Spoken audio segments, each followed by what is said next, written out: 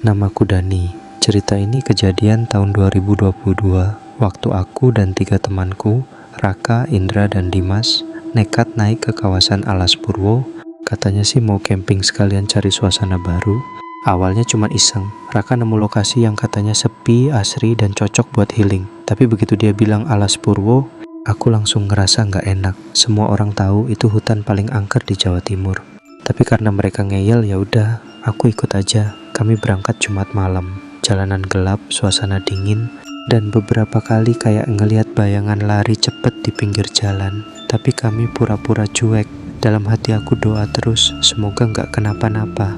Waktu itu sekitar jam 9 malam kami keluar dari kota. Perjalanan kami dari arah Banyuwangi. Mobil Avanza yang kami sewa lumayan nyaman, tapi karena lampu jalan minim, suasananya jadi makin mencekam. Di jok depan, Raka nyetir sambil muter lagu-lagu reggae biar nggak tegang. Indra di sebelahnya main HP kayak biasa update story atau ngebales chat pacarnya. Aku dan Dimas duduk di belakang, diem aja sambil ngemil keripik singkong yang kita beli di minimarket tadi. Sepanjang perjalanan kami sebenarnya agak ragu juga. Nggak ada satupun dari kami yang pernah masuk jauh ke dalam Alas Purwo. Paling cuma dengar cerita-cerita dari YouTube atau pengalaman orang-orang yang katanya pernah ngalamin hal-hal aneh di sana. Tapi karena kami pikir ini cuma buat seru-seruan, kami coba abaikan perasaan gak enak itu. Raka, yang paling semangat dari kami semua, beberapa kali nyeletuk. Kalau beruntung, kita bisa lihat penampakan. Block 6. Aku cuma geleng-geleng kepala. Lu kalau ngomong bisa dijaga gak sih? Tapi dia malah ketawa. Dimas diem, matanya nyalang keluar jendela, dan sesekali merem kayak mual. Memang, dia paling gampang masuk angin. Setelah hampir 2 jam perjalanan, kami mulai masuk kawasan hutan. Disinilah suasana mulai berubah. Jalan jadi lebih sempit, kanan kiri cuman hutan gelap dan kabut mulai turun. Angin bertiup pelan, tapi dinginnya bukan dingin biasa. Rasanya kayak meresap ke tulang. AC mobil langsung kami matiin. Aku duduk makin tegak waktu ngerasa kayak ada yang ngikutin mobil dari kejauhan. Bayangan hitam, nggak jelas bentuknya, kadang muncul di cermin samping, kadang di ujung mata. Aku sempat mikir mungkin itu cuma efek lelah. Tapi waktu aku noleh ke Dimas, ternyata dia juga ngeliatin hal yang sama. Matanya membesar, napasnya agak cepat. Lu lihat nggak? Tanya Dimas pelan. Block 9. Aku cuma angguk pelan. Kami berdua nggak ngomong lagi. Entah kenapa mendadak mobil kayak berat banget, kayak ditarik sesuatu dari belakang. Raka sampai nambah gas lebih dalam, tapi laju mobil tetap pelan. Kami mulai tegang. Indra, yang dari tadi asik main HP, akhirnya sadar dan nanya, ini kenapa ya? Kok mobil kayak lambat banget? Raka ngelirik ke kaca spion. Gue juga ngerasa aneh, padahal gas sudah gue injek pol. Beberapa menit kemudian, kami sampai di pertigaan kecil. Di situ ada papan kayu yang udah lapuk, tulisannya samar. Tapi kami bisa baca, "Selamat datang di Taman Nasional Alas Purwo." Indra nyeletuk, "Wah, akhirnya sampai juga. Gila, vibes-nya kerasa banget ya." Blok 2. Aku nggak jawab. Aku ngerasa nggak enak dari tadi. Tapi entah kenapa, mulut ini kayak susah buat ngeluarin kalimat. Jantungku deg-degan terus. Keringat dingin mulai keluar dari belakang leher. Kami lanjut jalan masuk ke dalam, ngelewatin jalan tanah yang becek karena hujan kemarin. Blok 2. Mobil goyang-goyang kecil tiap lewatin genangan atau akar pohon. Suasananya makin sepi, bahkan suara jangkrik pun kayak nggak ada. Cuma angin yang sesekali bikin daun-daun kering jatuh dari pohon. Di tengah perjalanan ada satu momen yang bikin semua orang diam. Dari kejauhan, kami lihat ada sosok berdiri di tengah jalan. Jelas kelihatan disorot lampu mobil.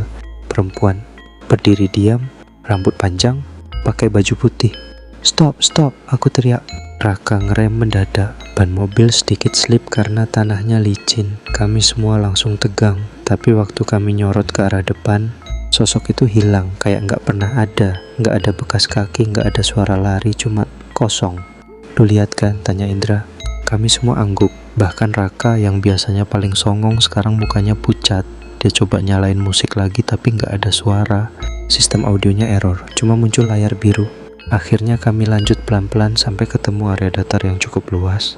Di situ kami berhenti, keluar mobil, dan mulai buka tenda. Jam di tanganku nunjukin 04.46. Udara dingin banget, dan entah kenapa, bulu kuduku berdiri terus. Kami pasang tenda sambil bercanda kecil, mencoba menormalkan suasana. Blok lembat, tapi semuanya terasa canggung. Nggak ada yang berani ngomong soal apa yang baru aja kami lihat. Selesai pasang tenda, kami duduk melingkar sambil masak mie pakai kompor portabel. Bau sedap mulai menguar, tapi entah kenapa nafsu makanku hilang. Aku masih kepikiran sosok tadi. Indra akhirnya ngomong juga, "Tadi itu manusia, bukan?" "Gue harap bukan," jawab Raka singkat, matanya menatap hutan lebat di depan kami. Blok Dwing, kami semua makan dalam diam. Setiap suara ranting patah, setiap desir angin, bikin kami tengok kanan kiri. Sampai akhirnya, bau aneh mulai muncul. Bau kemenyan, tajam, menusuk hidung, dan gak berasal dari kompor atau makanan kami. Lu nyium bau itu gak sih?" tanya Dimas pelan. "Blok dulu." Aku angguk. "Kemenyan. Padahal kita gak bawa, kan?" Bau itu makin kuat. Kami semua berdiri, senter dinyalain, nyorot ke segala arah. Tapi gak ada apa-apa. Kabut mulai turun lebih tebal, menutupi pandangan. Jarak pandang tinggal beberapa meter. Raka akhirnya bilang, "Udah, kita tidur dulu. Besok pagi aja kita keliling. Nggak usah mikirin yang aneh-aneh." Kami semua masuk tenda, tapi nggak ada yang benar-benar tidur. Di luar tenda terdengar langkah kaki, pelan tapi jelas, muter-muter tenda. Sesekali berhenti, lalu lanjut lagi. Dimas yang tidur di sebelahku mulai komat kamit baca doa. Aku juga, tapi suara itu nggak hilang. Sampai akhirnya sekitar jam 3 pagi, semuanya hening. Tapi kami nggak berani keluar, nggak ada yang berani buka mulut. Pagi itu dingin dan aneh, burung nggak berkicau, langit suram padahal harusnya cerah. Kami keluar dari tenda dengan tubuh lemas dan mata sembab karena kurang tidur. Raka paling duluan berdiri, wajahnya muram. Indra dan Dimas masih duduk diam memeluk lutut. Kami memutuskan untuk nggak jadi keliling hutan. Perasaan kami semua udah nggak enak. Waktu beres-beres tenda, Dimas tiba-tiba teriak, ini apaan?" Kami semua mendekat. Di tanah, tepat di belakang tenda kami, ada jejak kaki.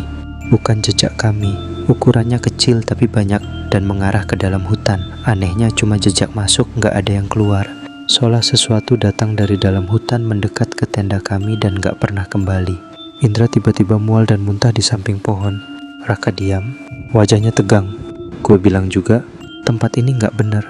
Kita harus cepet cabut." Kami buru-buru masuk mobil, tapi waktu kunci dimasukin dan mesin dinyalain, mobil gak mau hidup.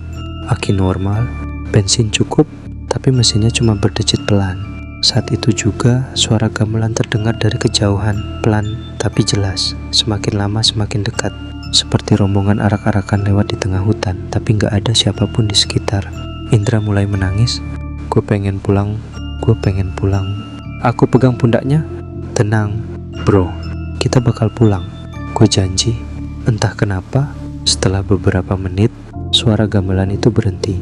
Raka coba hidupin mobil lagi, dan mesin langsung nyala. Tanpa banyak bicara, kami langsung tancap gas keluar. Nggak ada yang ngomong di sepanjang jalan. Sampai keluar hutan, sampai kembali ke jalan raya, sampai akhirnya kami berhenti di sebuah warung kecil dekat SPBU. Kami duduk di sana, minum teh manis panas, mencoba menenangkan diri. Pemilik warung, seorang ibu tua, memperhatikan kami dan bertanya, "Kalian dari Alas Purwo?" "Ya." Kami hanya mengangguk. Ibu itu lalu berkata pelan, "Beruntung kalian bisa keluar. Banyak yang gak pernah kembali." Sejak hari itu kami sepakat gak akan pernah kembali ke sana. Dan aku gak pernah lagi meremehkan cerita-cerita mistis tentang hutan itu. Karena aku udah ngalamin sendiri. Mereka yang tinggal di dalam sana nyata, dan mereka tidak suka diganggu.